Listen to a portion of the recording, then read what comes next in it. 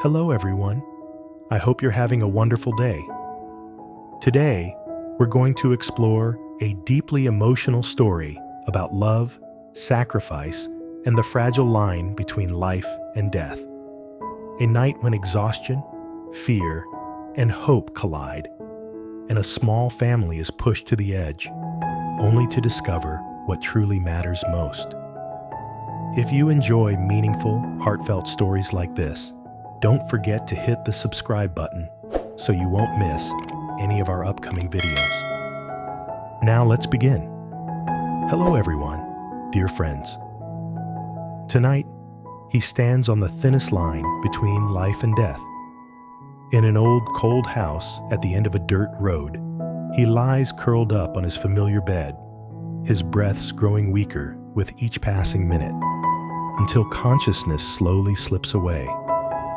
Darkness closes in. A burning fever consumes him, and he is completely alone. But just when everything seems lost, fate has not fully turned its back on him. Somewhere in the night, Huyen senses something is wrong. Panic grips her chest as she runs out into the darkness, tears streaming down her face, clutching onto the last fragile hope that he can still be saved. Beside her, little Maya cries uncontrollably, terrified by the sight of him no longer speaking, no longer responding to her innocent eyes, searching for the warmth she knows so well. The hospital doors are still far away. Huyen's fear, love, and desperation are all focused on one motionless man, the person she is most afraid of losing in this world. Will he survive this battle between life and death? And what awaits this small family on the other side of the emergency room doors? If you can feel their pain, their love, and their hope, don't forget to like, subscribe, and leave a message of encouragement for why. And now, let's begin. The old house sat hidden at the very end of the road, wrapped in a thick, icy fog. A weak, yellow light flickered from the small window, so faint it looked like it could vanish at any moment. The door creaked open, and he stepped inside. Each movement felt heavier than the last. His shoulders sagged, his back bent forward under the weight of exhaustion. A full day of relentless work had drained what little strength he had left. After closing the door, he leaned against it, gasping quietly, needing several seconds just to remain standing. The silence inside the house was unbearable. There was no sound of Maya's cheerful voice calling his name, no warm smell of food drifting through the air, no gentle question asking if he was tired, only emptiness, cold, loneliness. He moved forward slowly, as if the air itself were pushing him back. His head spun, and his vision blurred. When his fingers brushed the edge of the bed, his legs finally gave out. He collapsed onto the mattress, breathing hard, his heart pounding violently in his chest. A sharp chill ran through his body, making him tremble uncontrollably, even though his forehead burned with heat. Cold sweat soaked his temples. He tried to take off his heavy coat, but his hands shook so badly they refused to cooperate. After several failed attempts, he gave up and let himself fall onto the bed. The familiar creak echoed softly in the quiet room. Pulling the thin blanket around himself, he curled into a tight ball, knees drawn to his chest. It's so cold. He clenched his teeth, enduring the shivers. His head throbbed as if it might split open. His throat burned with every swallow. When he touched his forehead, the heat startled him. He knew this wasn't just a simple cold. A sudden coughing fit seized his body. He buried his face into the pillow, forcing himself to stay silent, as though quietness could make the pain disappear. In his exhaustion, images of Huyen and Maya surfaced vividly in his mind. Maya, running toward him with open arms, Huyen standing in the doorway, that familiar mix of gentleness and worry in her eyes. His lips trembled. His voice was barely a whisper. "I just caught a cold. If I go back, I'll infect Maya and Huyen." He turned his face toward the wall, running from his own thoughts. "No, I can't worry them. I'll be fine in a few days." His hand clenched tightly around the corner of the blanket. He chose to endure it alone, preferring pain over seeing Huyen lose sleep by his side, over seeing fear in Maya's eyes. Outside, the wind began to howl. The window rattled softly as tree branches scraped against one another with a dry, eerie sound. The darkness seemed to thicken, swallowing the small house whole. Somewhere in the distance, a faint noise echoed, slow, heavy, like footsteps. He didn't hear it. The fever dragged him deeper into unconsciousness. Sweat soaked his hair. In his hazy dreams, he called out for Huyen, then for Maya. No one answered. A shadow paused briefly outside the window, peering into the room. The door trembled slightly, as if someone were testing whether anyone inside still had the strength to respond. He lay there, weak and defenseless, unaware that by choosing silence, he had allowed danger to creep closer. And the night had only just begun.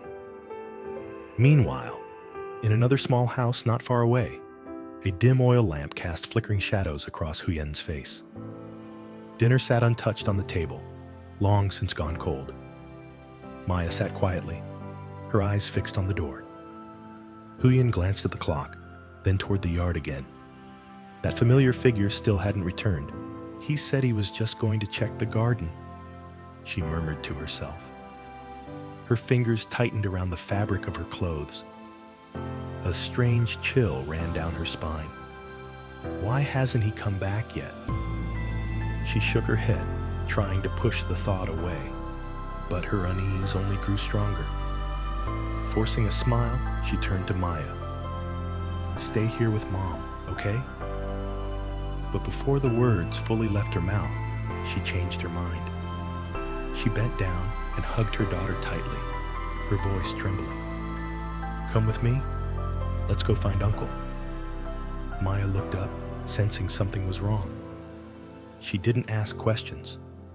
She simply nodded and squeezed her mother's hand. The road leading to the old house was eerily quiet. Street lights were few, their reflections stretching unevenly across the damp ground. In the stillness, only Huyen's hurried footsteps broke the silence. The wind whispered through the trees, making her pull Maya closer. With every step, fear tightened its grip on her heart. "Please, please be okay," she whispered. When the old house finally came into view, her breath caught. It was completely dark. No lights, no movement. She stopped at the door, dread filling her chest. Taking a deep breath, she knocked softly. "Are you there?" No answer. She knocked again, louder this time. "Please, are you inside?" Nothing. The silence pressed down on her ears. Slowly, she pushed the door open. It creaked loudly, slicing through the night. Cold air rushed out to meet them, carrying the faint smell of old medicine. Huyen rushed inside. When her eyes adjusted to the darkness, she saw the bed in the corner and froze. He lay there, curled up, the blanket half fallen to the side. His face was pale. His lips were cracked. Sweat covered his forehead. His breathing was shallow and uneven. "No, no, no." She ran to him and dropped to her knees, pressing her trembling hand to his burning skin. "Wake up, please." There was no response. Maya clung to her mother, tears filling her eyes. "Mom, what's wrong with Uncle?" Huyen pulled her close, her own tears finally spilling over. "Why didn't you tell me?" she whispered, her voice breaking. Outside, the wind howled louder, as if answering her fear. And somewhere in that darkness, danger still lingered, refusing to leave them in peace. Without hesitation, Huyen wrapped a thin coat around him and lifted his weight onto her shoulders. His body burned with fever, yet his hands were icy cold. "Hold on," she whispered, over and over, fighting her exhaustion. Maya walked silently beside her, gripping his sleeve tightly, afraid to let go. Ahead, the bright white lights of the hospital finally appeared, cutting through the darkness. Huyen staggered forward, using every ounce of strength she had left, praying she hadn't arrived too late. The hospital lights burned harsh and white against the night. As soon as Huyen crossed through the doors, her strength nearly gave out. Summoning everything she had left, she shouted for help, her voice hoarse and trembling. Doctors and nurses rushed toward them, quickly lifting him from her shoulders and placing him onto a stretcher. "What happened to him?" a doctor asked urgently. Huyen struggled to catch her breath, words tumbling out in broken fragments. "He has a very high fever. He collapsed. He worked too hard. Please, save him." The doctor nodded firmly. "We'll take care of him right away." The emergency room doors closed with a heavy thud. Huyen stood frozen in the corridor, staring at the door, as if her body no longer belonged to her. Her legs buckled, and she leaned against the wall to keep from falling. Only then did the tears come, uncontrollable and silent. Maya clung to her leg, her small hands trembling. "Mom," she whispered, eyes wide. "Uncle Ye is going to wake up, right?" Huyen crouched down and hugged her tightly, pressing her cheek against Maya's hair. Her voice shook, but she forced strength into it. "Yes, he will. He has to come home with us." The corridor felt endless. The smell of disinfectant filled the air. Footsteps echoed back and forth as medical staff hurried past, but time seemed to crawl. Every tick of the clock on the wall made Huyen's heart jump.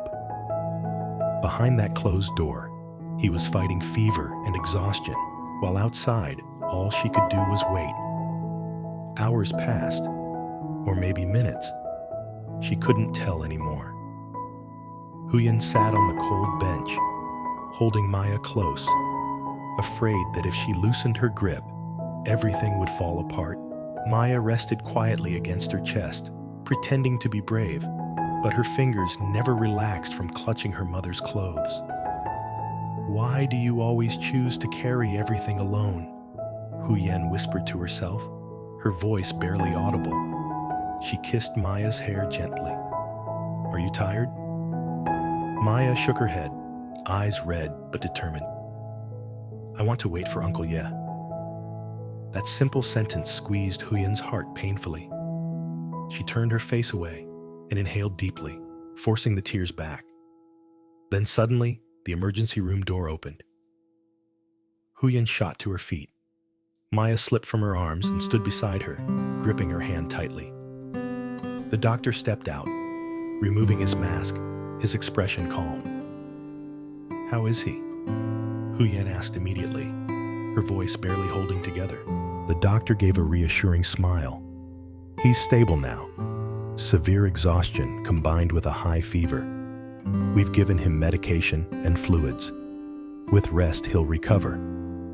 In that instant, Huyen felt her knees weaken. She covered her mouth, tears spilling freely, this time from overwhelming relief. "Thank you. Thank you so much. You can go in and see him," the doctor added. Huyen nodded again and again, squeezing Maya's hand. "You hear that? Uncle Ye is okay." Maya's face lit up with a small but radiant smile, the kind that made Huyen's chest ache. Inside the hospital room, everything was quiet. He lay on the bed, pale and still, eyes closed. An IV drip hung beside him, each drop falling steadily, matching the rhythm of his shallow breathing. Huyen approached slowly and sat beside him. She took his hand, so thin now, so cold, and held it tightly. This was the same hand that had always protected them, carried burdens without complaint. "Look at you," she whispered, tears sliding down her cheeks. "Do you know how scared I was?" Maya stepped closer and gently placed her small hand on top of his. "Uncle Ye, we're here." He didn't wake up yet. His breathing remained steady, fragile, but alive. Huyen bowed her head, silent sobs shaking her shoulders. Outside, dawn slowly broke. Pale sunlight filtered through the curtains, illuminating his face. Huyen tightened her grip on his hand, making a silent promise. "This time, I won't let you face everything alone." The room stayed quiet, broken only by the soft drip of the IV. Huyen and Maya watched him without blinking, afraid to miss even the smallest movement. Then suddenly, he stirred. Huyen leaned forward instantly. His eyelashes fluttered, his brow furrowed, as if he were struggling to wake from a deep dream. Slowly, his eyes opened, dull, weak, but alive. "Why?" he whispered hoarsely. "Why am I here?" Huyen gasped, tears flooding her eyes again. "You can still ask that?" Maya let out a small cry and rushed forward, clutching his hand. Uncle Ye woke up. He blinked, focusing slowly. When he recognized the two faces beside him, his expression froze. "Huyen. Maya." Huyen frowned, anger and tenderness mixing together. "You scared us so much." Maya's voice trembled. "I thought you weren't going to wake up." Pain crossed his face. With great effort, he lifted his free hand and gently touched Maya's cheek. "I'm sorry," he whispered weakly. "I didn't mean to." Huyen turned away briefly, inhaling to steady herself. When she looked back, her voice was calm but firm. "Next time, don't carry everything by yourself. You have a family." The word family made him pause. He looked at her, then at Maya. Tears welled up in his tired eyes. "I was afraid," he admitted quietly. "Afraid of being a burden. Afraid of bringing illness home." Huyen leaned forward, resting her forehead against his hand. "But losing you would be the worst thing for us." Silence filled the room. Morning light bathed the three of them, fragile but together. He closed his eyes briefly, then opened them again. "I promise," he said softly, "I won't do it alone anymore." Huyen nodded, tears still falling, but a faint smile appeared. Maya smiled too, holding his hand as if she never wanted to let go. Yet even in that gentle morning light, a subtle unease lingered, like a quiet current beneath calm water. His eyes had opened, but their story felt far from over. Sometimes, survival isn't the end of the struggle. It's the beginning of a new chapter. Trong câu chuyện cảm động In a này, quiet night Huyền đoàn tụ filled với with Đệ cold sau wind nhiều and tháng fear, xa cách. a Mối man dây liên pushes kết của himself họ beyond his được củng limits, cố bởi sự choosing vắng mặt và silence tình yêu over bền vững. asking for help. Cùng nhau, họ tập trung chăm sóc cô Alone gái in an Maya, old house, xây dựng một mái ấm an exhaustion toàn and a với high tình yêu fever thương. slowly pull him toward Đồng thời hỗ unconsciousness. trợ Tử Vi, một cô gái While he trẻ đang believes đối mặt enduring với khó pain khăn. alone will protect Những the khoảnh people khắc he gia đình loves, chuẩn bị bữa his ăn, absence awakens dựng lên a một deep cấu sense trúc of cho Maya unease in Huyen và and chia Maya. sẻ tiếng cười. Their desperate search leads Phản to a ánh tình race yêu sâu against sắc time, và sự quan tâm lẫn where nhau trong gia love, đình. guilt, Tuy nhiên, and hope sự bình collide yên của in họ the ám harsh đoạn white khi những light kẻ of a xâm nhập xuất hospital hiện, corridor.